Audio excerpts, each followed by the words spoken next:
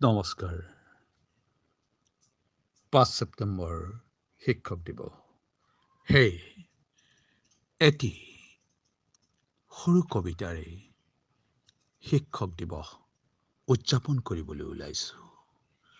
কবিতাৰ শিৰোনাম গুৰু প্ৰণাম। গুৰু বিনা কেও নাই, যাৰ নাই গুৰু সি সবাতোকৈ সৰু। পূৰ্ণ নহয় গুৰু অবিহনে শিক্ষা।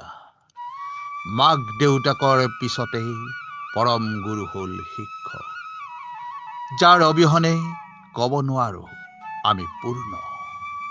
তেওঁলোকৰ আশীৰ্বাদতেই জীৱন হয় ধন্য, তেওঁলোকৰ আশীৰ্বাদতেই আমি হওঁ সম্পূৰ্ণ। তেওঁলোকৰ ত্যাগ আমাৰ কাম্য, আমি হওঁ সেই পথেৰে পথেয়। জীৱন নামৰ সাগৰখনৰ প্ৰধান নাবিক হ'ল সেইজন, যাৰ বাবে পালতৰা নাওখন মেলি দিওঁ জীৱন বাটত।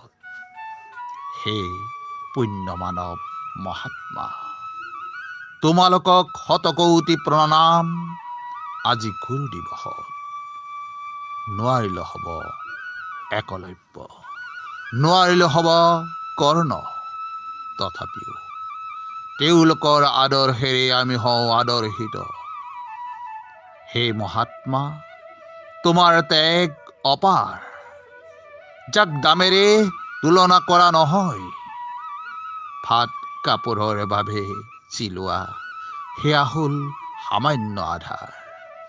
ত্যাগৰ বাবে জন্ম তোমাৰ, হে কওঁ তুমি হোৱা ত্যাগবীৰ যুগ যুগান্তৰলৈকে শিষ্যৰ মাজত। ধন্যবাদ।